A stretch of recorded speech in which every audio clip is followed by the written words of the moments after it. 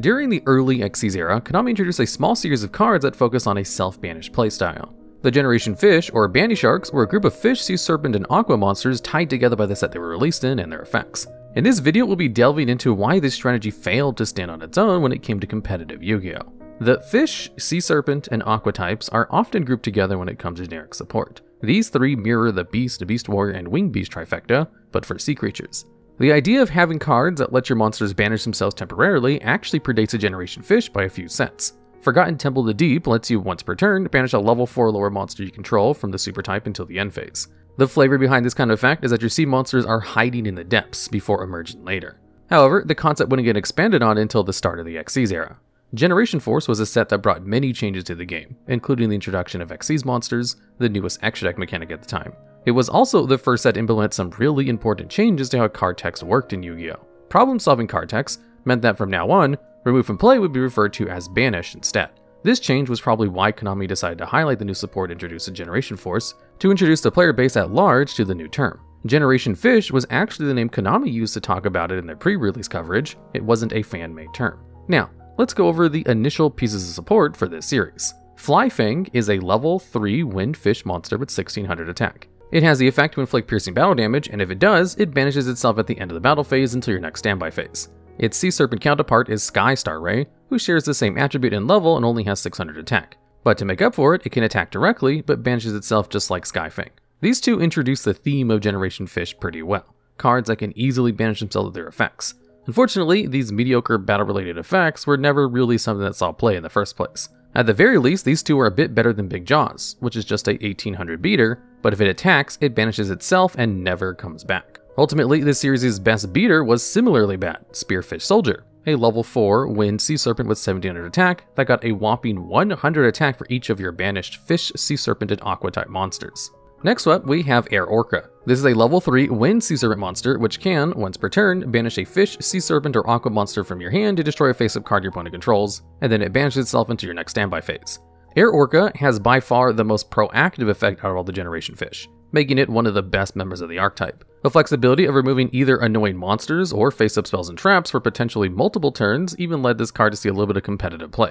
Mermail decks sometimes cited a copy of this card depending on the matchup, since it was easily accessible through either Atlantean Dragoons or Deep Sea Diva, due to being a sea serpent. Mermail decks were a huge competitive threat for many years to the Xyz era, but this card only saw play sparingly in very early variants as a one-of tech. If the rest of the archetype had more cards which impacted the board like this, maybe they could have seen an even bigger splash in decks like Mermail throughout the years. As the last of level 3 monsters, we have Winged Tortoise, a level 3 wind aqua that can special summon itself from your hand or graveyard when a face-up fish, sea serpent, or aqua type monster you control is banished. Winged Tortoise actually packs a really potent combination of effects. It's a non-once per turn revival which works from either hand or graveyard, and doesn't even banish itself after leaving the field if summoned this way, which is usually a downside a lot of similar cards have in order to not allow you to infinitely reuse these effects. As a deck's soul extender, Winged Tortoise was supposed to enable rank 3 plays for days by special summoning itself for free, but unfortunately, since your other monster is gone until your next standby phase, all it does is maybe give you an attack blocker every turn. To make matters worse, since it's a when you can effect, that means you can't trigger 2 Winged Tortoises at once even if you have access to them in your hand or graveyard. This card missing timing also means it'll miss timing when being used with most other cards outside of Generation Fish ones, killing any splash ability it might have had as a non-once per turn special summon from the grave. Winged Tortoise has the potential to be one of the most broken self-revival cards in the game, and yet probably nobody's ever heard of it. Now we get to the one high-level monster that came alongside them. Sea Lancer is a level 5 Beast Warrior monster with 1300 attack.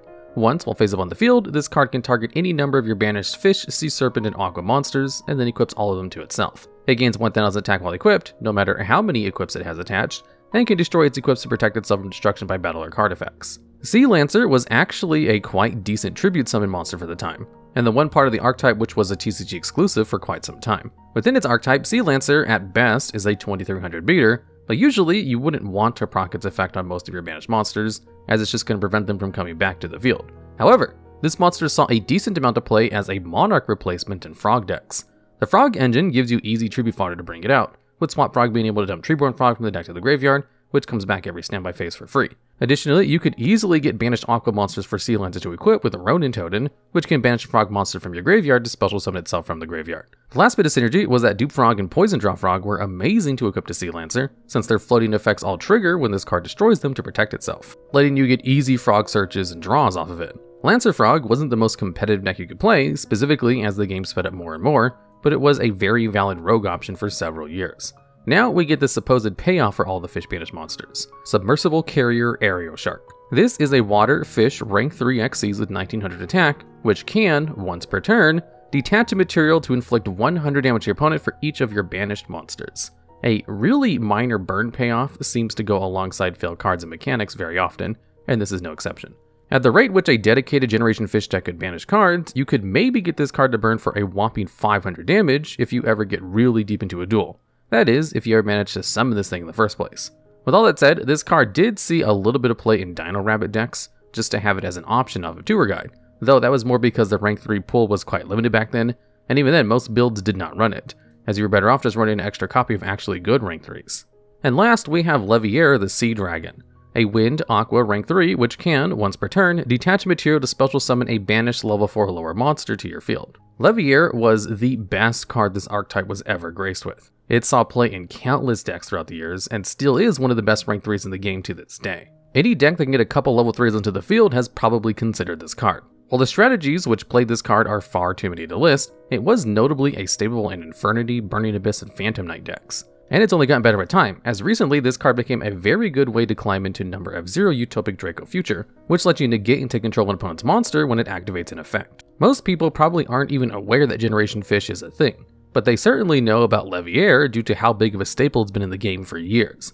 And that's one of the best things about this card. It is entirely generic as a pretty good extender and recovery tool. With all that said, it does have a pretty cool synergy with Air in that it lets you either use its removal effect twice in the same turn, or to get back the monster you banished with it to your field, but that's not nearly enough to carry it on its own. When it comes to spell trap support, first off we have Fish and Kicks. This is a normal spell which lets you target and banish a card in the field, but only if you have 3 or more banished fish, sea serpent, or aqua type monsters.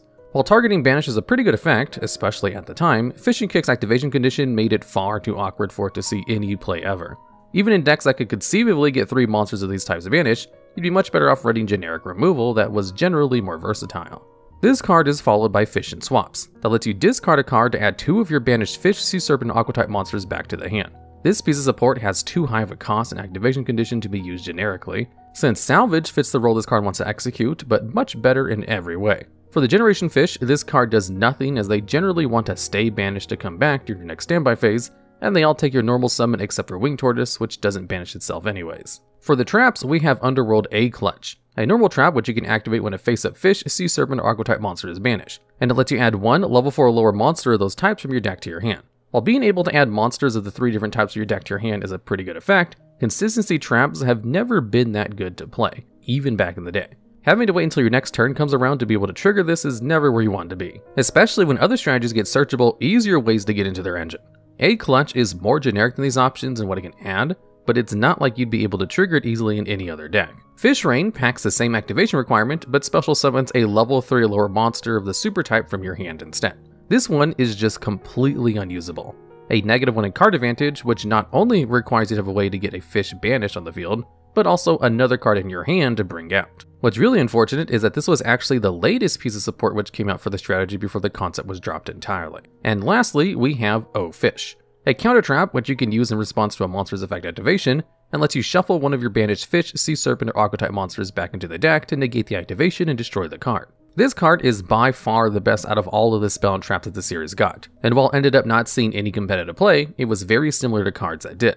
Gladiator Beast War Chariot, which is also a counter trap that negates a monster effect, was one of the main reasons why that archetype was playable for as long as they were. Fraud decks can get aqua monsters banished really easily thanks to Ronin Totem, and shuffling them back into the deck is actually a benefit since it gives you more frogs to dump off of Swap Frog. Unfortunately though, unlike the Gladiator Beast trap though, this card wasn't searchable or recyclable by any easy means. It did have a little bit of engine synergy with the frogs, as well as an easy setup, but that still made it less desirable than other generic traps that fulfilled kind of the same role anyways, without even getting to the fact that frog decks didn't want to run mini traps in the first place, due to Treeborn Frog needing to control no spell trap cards on the field to use its effect. And then, only better generic options have come out since then, making sure this card will never get an opportunity to see play again. So, in the end, despite having a few promising cards, and even a couple that have seen play in other decks, the Generation Fish were nothing more than a very casual strategy throughout the years. One of this series' main features, monsters tagging themselves out, has actually been seen on tons of very competitive cards throughout the years.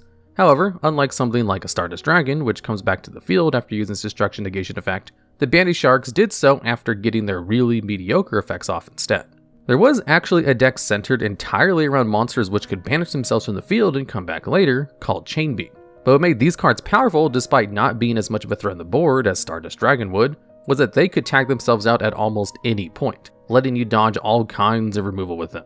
Even before that, Strike Ninja sometimes saw play in decks that played Dad due to its quick effect banish itself until the end phase as a recurring threat that can also manipulate the dark count in your graveyard as a bonus. In more modern times, Time Thief Redoer is still one of the best rank 4s in the game, and it has the ability to tag itself out just like Wind Up Rabbit, which makes him a huge threat in simplified game states, as well as having a couple of bonus effects. The Generation Fish lose out on almost all of the benefits of this mechanic, as even the best one can only do it during your main phase as a Spell Speed 1 effect. These cards were all meant to work together in a deck that's centered around fish monsters banishing themselves, but even their best payoff for it, Winged Tortoise, barely did anything. On the years that followed, Konami would go on to release archetypes that plussed off of getting monsters banished instead of having that be their main effect. We got Dragon Rulers from that very concept, and later on we get Thunder Dragons as an example of what good decks that want to banish their monsters must have. However, despite having been such a failure in what they tried to do, the Generation Fish actually had a decent impact on Konami's card design, at least in the West. Abyss Keeper was a TCG exclusive Link 2 release recently, which can banish another fish monster you control and a card your opponent controls. This card would give us a small taste of the new TCG exclusive archetype, which would come out in the following year, Goatee. The Goatee are in many ways a modern reimagining of the Generation Fish, as a whole archetype made out of fish that can banish each other and then come back during your opponent's standby phases. However, this archetype was given an actual payoff, being able to synchro at quick effect speed to go into their boss monsters and interrupt your opponent's plays. However, even with the benefit of being a proper archetype with access to much better generic support, or not, the Goatee are looking like they will be as competitively relevant as the Generation Fish were, even with their newest cards. It may be that in the end, this kind of playstyle was doomed to never be relevant in Yu-Gi-Oh's history. With both the new and old, we have a decent concept that despite having a couple of good cards, it's just too clunky and not explosive enough to ever be relevant in any metagame. Alright, and that's the video. If you can think of a good way this mechanic could be fixed, or know of any other cards you'd like to see covered, be sure to let us know down in the comments below.